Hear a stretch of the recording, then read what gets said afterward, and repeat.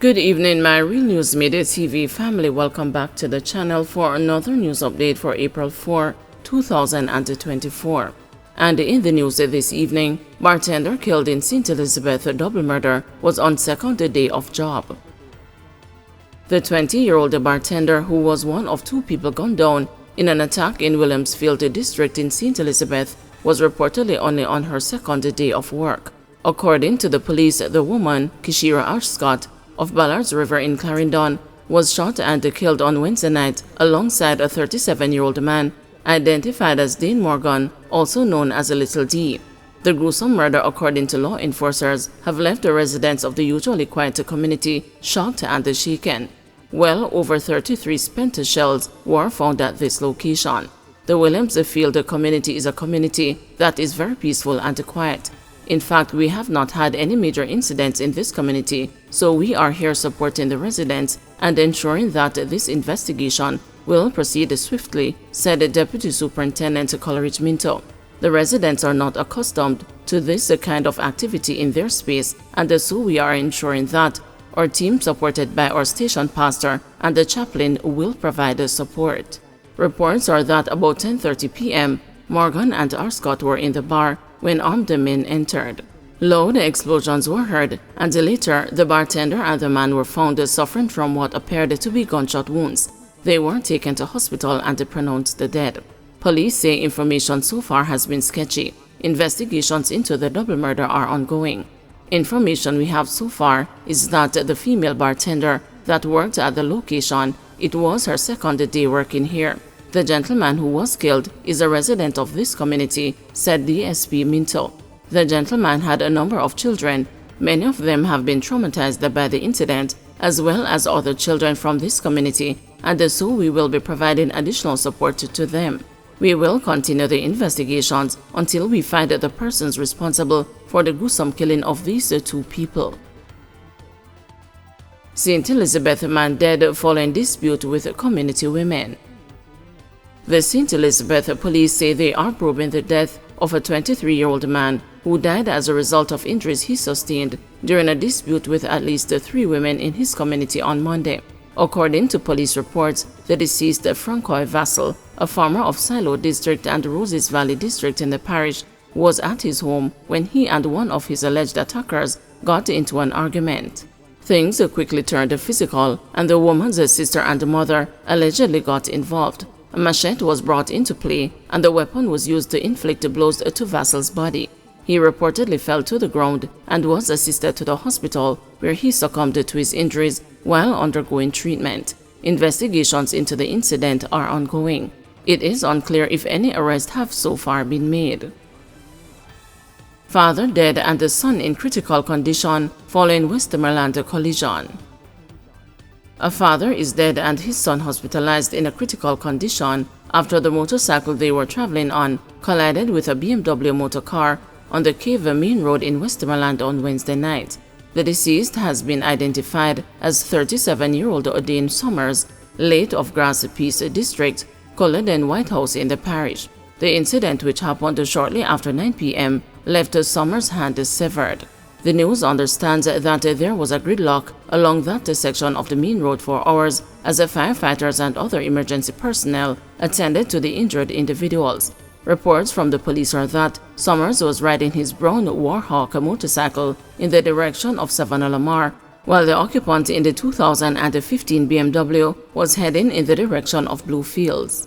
The police said upon reaching a section of the Cave Main Road about 80 meters west of the junction of Cave Mountain Road in the vicinity of Rockside, both vehicles collided in the middle of the road.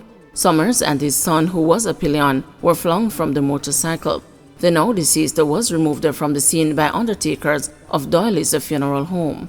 Meanwhile, Summers' son, who was thrown from the motorcycle into bushes off the left of the roadside, sustained multiple injuries and was transported to the Savannah Lamar Public General Hospital by members of the Jamaica Defense Force, where he was admitted in critical condition.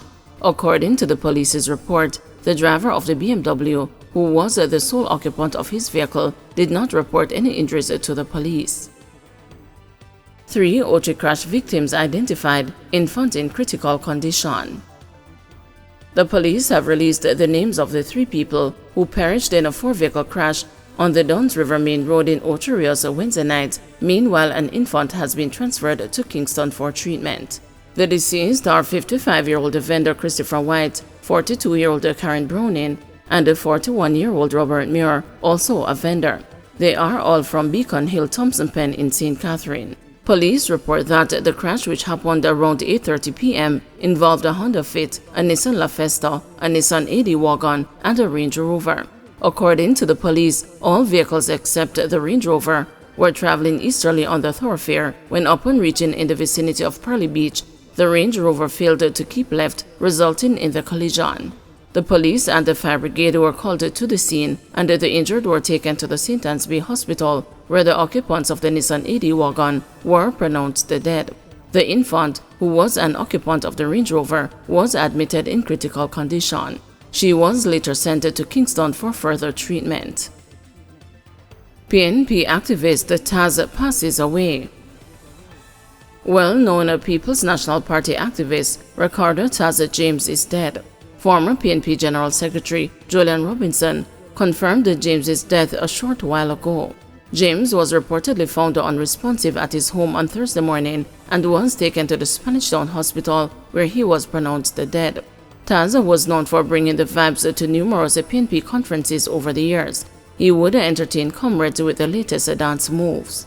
In an interview with the news at one of the PNP conferences throughout his career, Taz revealed he started dancing as part of a group in high school and continued throughout his university years.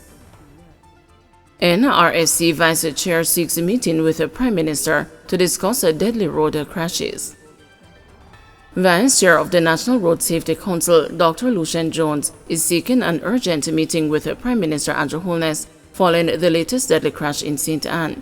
Mr. Holness is the chairman of the NRSC. Dr. Jones says the gains made in reducing road fatalities have been wiped out by the carnage, which has been recorded since the start of the year.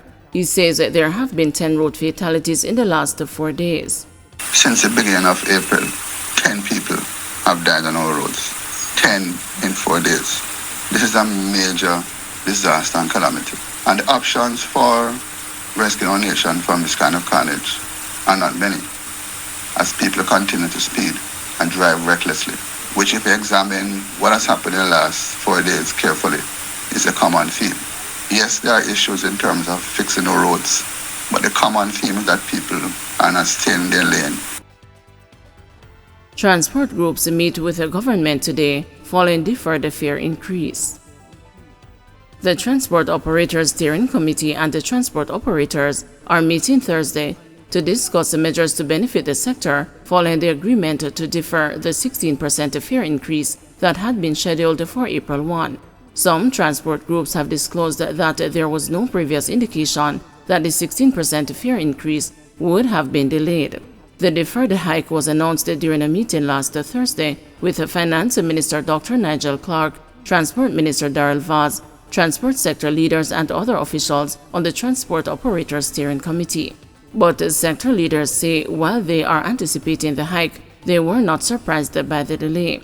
President of the All Voice Transportation Group, Lorraine Finnegan, says the decision was accepted given the explanation provided by the Finance Minister. If we had insist that we need the 16% and for whatever reason it was granted, my estimate based on the explanation of the Finance Minister, within 3 months the 16% would have been eroded.